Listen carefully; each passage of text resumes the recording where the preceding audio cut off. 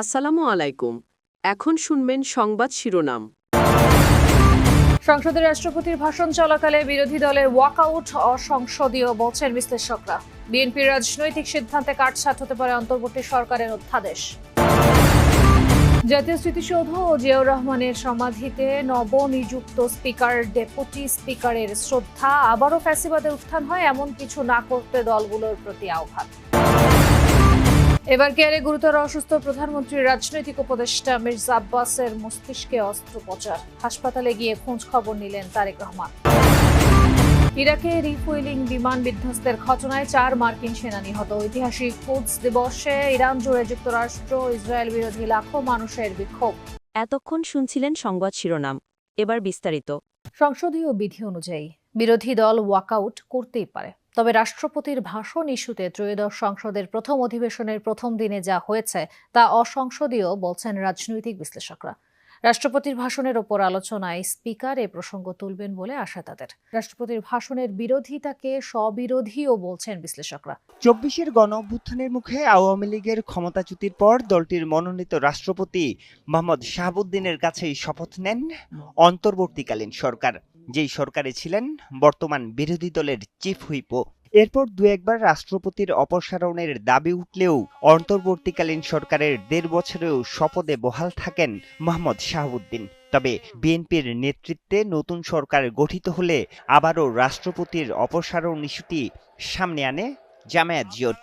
বৃহস্পতিবার ত্রয়োদশ সংসদের প্রথম অধিবেশনেই এ নিয়ে তৈরি হয় উত্তেজনা।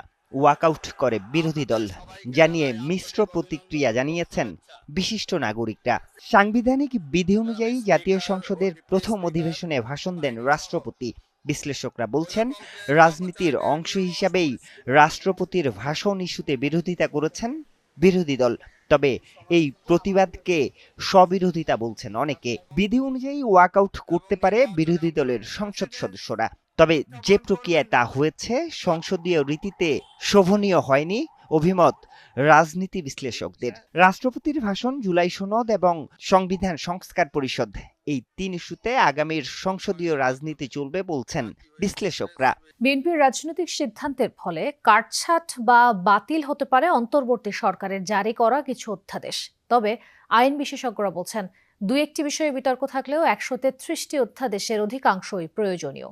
সরকারের গঠিত কমিটি চাইলেই জনমুখী অধ্যাদেশের সবগুলোতেই বৈধতা দিতে পারবে, মনে করেন বিদায়ী আইন উপদেষ্টা আসিফ নজরুল। সংবিধানের 93 অনুচ্ছেদের ক্ষমতা বলে 133টি অধ্যাদেশ জারি করে। জুলাই সনদ নিয়ে বিতর্ক কার্যকর সংসদ বাস্তবায়নে চ্যালেঞ্জ বলে মন্তব্য করেছেন স্পিকার হাফিজ উদ্দিন আহমদ বীর বিক্রম। তিনি বলেন, স্পিকার ও ডেপুটি স্পিকার হিসেবে তারা সংসদে নিরপেক্ষ আম্পায়ারের ভূমিকা পালন করবেন। স্পিকার নির্বাচিত হওয়ার পর জাতীয় স্মৃতিসৌধে ও জিয়াউর রহমানের সমাধিতে শ্রদ্ধা জানিয়ে একথা বলেন স্পিকার। এ সময় তার সঙ্গে ছিলেন deputy speaker barrister Kaiser Kamal. নবনির্বাচিত স্পিকার হাফিজউদ্দিন আহমদ বীর বিক্রম ও deputy speaker barrister Kaiser Kamal সাভারে জাতীয় স্মৃতিসৌধে 71 বীর শহীদদের প্রতি শ্রদ্ধা জানান।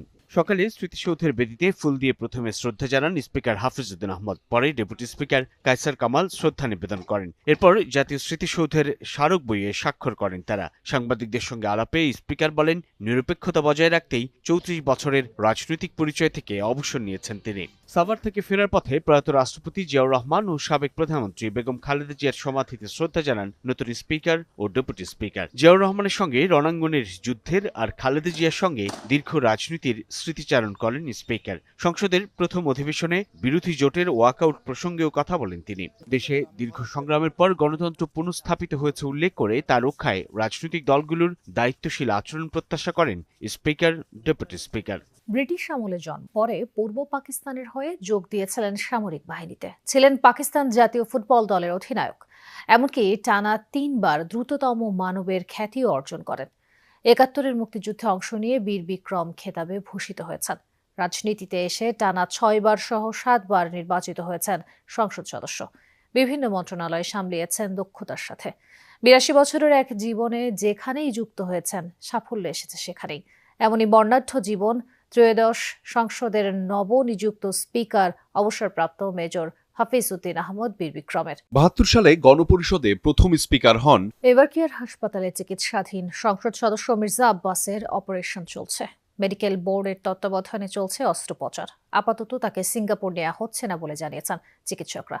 এর আগে দুপুরে রাজধানীর এভার কেয়ার হাসপাতালে যান তারেক রহমান। এ সময় তিনি মির্জা আব্বাসের শয্যা পাশে কিছুক্ষণ অবস্থান করেন এবং তার পরিবারের সদস্যদের সাথে কথা বলেন।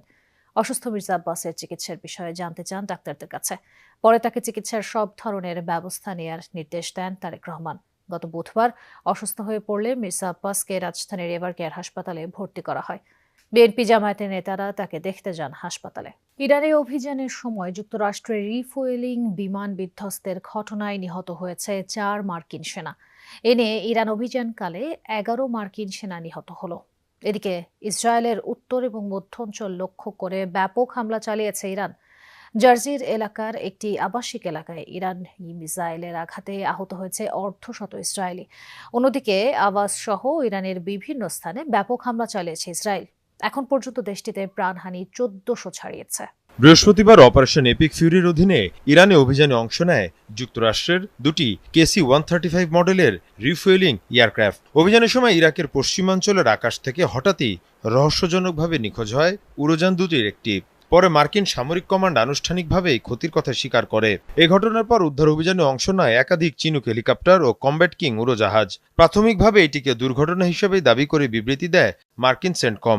জানানো হয় বিমানটি বিধ্বস্ত হয়ে নিহত হয়েছে 4 মার্কিন সেনা। তবে এর আগে ট্যাঙ্কারটিতে মিসাইল হামলার দাবি করে ইরাকের একটি সশস্ত্র গোষ্ঠী। বিধ্বস্ত উড়োযানটির মডেল বোয়িং এর তৈরি, যা মাঝ আকাশে যুদ্ধ ও বোমারু বিমানের রিফুয়েলিং এর কাজে ব্যবহৃত হয়। এদিকে সময় যত গড়াচ্ছে বাড়ছে ইরানের প্রতিরোধ। নতুন করে ইসরায়েলি ভূখণ্ড লক্ষ্য করে একের পর এক মিসাইল ছড়ে ইরানের সামরিক বাহিনী। বিভিন্ন পাল্লা এবং সক্ষমতার এসব ক্ষেপণাস্ত্র নিক্ষেপ করে IRGC।